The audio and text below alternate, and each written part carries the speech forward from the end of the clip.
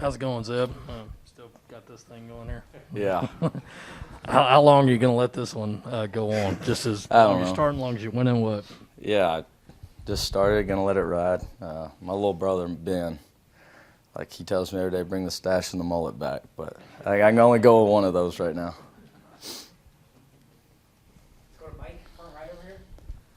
Zeb, as someone that came into this season knowing what the offensive playbook was going to be like, and then having an opportunity to get reps in an actual game, and then sitting back these last couple of weeks, what have you learned about this offense? Being able to take a step back and being able to watch it, maybe from a coach's perspective, in a sense. Yeah. I mean, it's really take what they give you because there's always, even at Tennessee, there's a lot of people open. So you got to go through it, trust the guys up front, and don't eject out of the pocket too quick. I just think that I've done it too. Get out of there too quick at practice, and you miss a guy when all you got to do is move half a man. And I think we're going a lot faster than we did, week one, and continue to go fast, play fast, but a controlled fast with a lot of great communication.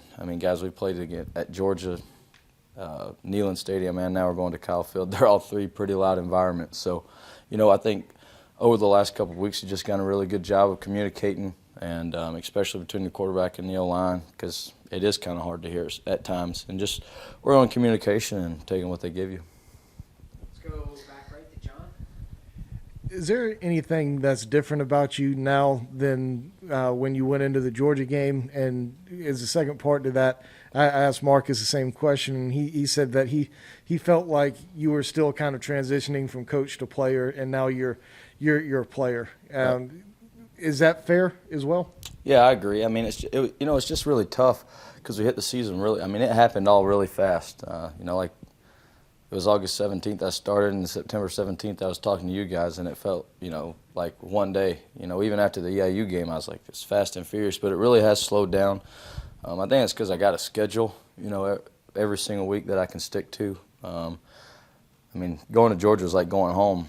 And I really just wanted to play there, but having to step back and B. Luke's back up for a couple weeks, made me enjoy all the little things. I enjoyed showing up and watching film with him and being around the guys. Like I didn't have to take as many reps at practice, so I could stand back there and talk to whoever I wanted to and watch it from a different perspective and give a different perspective. Just because, like, if I didn't like the way something looked at the quarterback, or I could say, hey, let's try it this way. I think that's what helped me, go back and just take a step back. And in doing that, I just see how different guys communicate, like who you can jump on or who you have to kind of ease on to get them motivated and going. Colin, front right. Zeb, what have the last few days been like for you in terms of people reaching out? And has there been any kind of cool people that have shot you a text or given you a call? Yeah. I would say my close friends from Iowa State, North Dakota State, that's who I'm going to pick up the phone for, honestly. Lazard called me Tuesday from the Packers, and it was just good to catch up and talk to him. Talked to Trey Saturday night. He was the first person to call me. But, it's just I got to pick and choose who I talk to just because I spend a lot of time up here. And, you'll show me hang up the phone as I was walking in just because I have friends that, I really care about, and those guys will be in my wedding one day. I got to pick up for them. So, if anybody's out there and I miss your text or call, I'm sorry. It's kind of hard.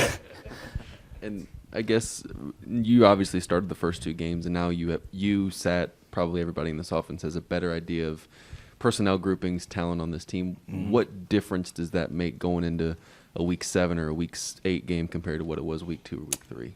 Yeah, you obviously are seeing who the playmakers are more and more and who we can get the ball to. But also just like the communication just from the sideline, like onto the field. I believe it was against Kentucky. We had to take a timeout because we had 12 in the huddle. And it's just little things like that we get better at each week. You look at a lot of first-year schools and, first-year head coach, and, you're going to have those issues. It's just ironing it all out and just keeping your head down and going to work. I told Sapp before the 2-minute, just call it. He calls it something. It's like he calls 7-on-7 some days at practice, and I'm like, I love it. I was just like, just call it. I got you. And told those guys up front, keep me clean, and we rolled. And there wasn't a doubt in anybody's mind that we were going to roll as long as we kept getting completions, and because we practiced that a lot, and it showed. Zeb, I think Sat said when you first got back you were wearing some kind of glove they got designed for you. What all was the deal with that, or how'd that kind of work? Yeah, I had a glove just to keep the dirt out. I mean, we practice in the morning, so the ground's normally kind of, like wet grass would get in it, and I just trying to keep it clean and keep it from getting infected. Yeah, it was kind of I've thrown wet gloves before. I like those NFL type gloves a lot better than a sticky glove, so we had to get some of those.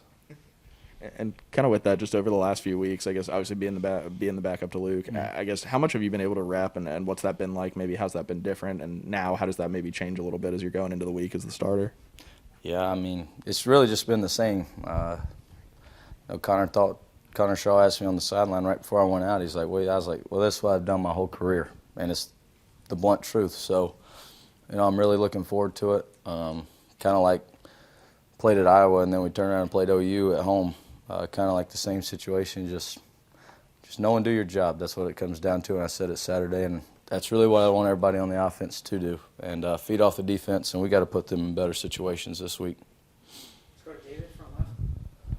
Zeb, a couple for you. Just with the overall offensive scheme, I'm sure a lot of opponents will look at you and be like, maybe he doesn't run as much. Do you expect to face a lot more heavy blitzes and pressures?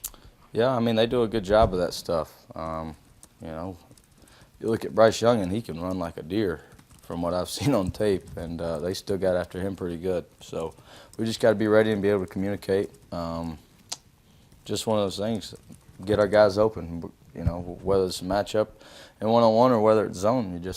You got to win, and we all got, like I said, do your job, and everything else take care of itself. Also, have you ever heard of the Bonham Trophy? I have, because I looked at it at the beginning of the week. I told Luke I think it's a pretty sweet-looking trophy, if you ask me. So I'd like to put it up, get it here, get it back, and put it up front. Anything else for Zeb? Let's go. Last question back, Corey. Zeb, obviously, 5 games left in the season. Potentially a 6th. A lot of your story is still being written as we're speaking, but when someone's in midst of a quote unquote legend being born, legend taking shape, I mean, just kind of give us a little insight. What's that kind of like, with this Colonel Zebuliah stuff and all these other folks who probably didn't know who you were 4 months ago, now they're just all in on the Zeb. What's it like just kind of being in that moment? Yeah, I mean, like I was telling you about the phone, like it's kind of hard to keep up with your family and friends just because, your phone blows up. So I just try to tune it out and shut it out just because I'm trying to focus. Like, one thing that North Dakota State pushed into my head when I first got there, being around some of the seniors, to go 1-0 in your daily duties. So, that's really my only goal every day. If we can go 1-0 this week and then just stack 1-0s, then there's no telling where we can go. So I told the team that on Tuesday before practice, let's just stack good days on top of good days and tune out all the noise, whether it's good or bad. That's really how I see it. I think Coach Satt does a good job of, bringing you back down, not bringing you back down to reality, but just holding everybody accountable in the sense of tune everything out. It's time to go to work. Nobody cares. Just enjoy it and have fun. Because, we're only guaranteed 5 more opportunities, and there's a lot of old seniors in this group that have playing really good. And, I want to play good for Jalen Foster because he plays his tail off. Brad Johnson plays his tail off. Jabari those guys are old. They're only guaranteed 5 games. So go out there and give it everything you got just to enjoy it, just because, your time's limited. Appreciate it, Zeb. Yep, thank you, guys.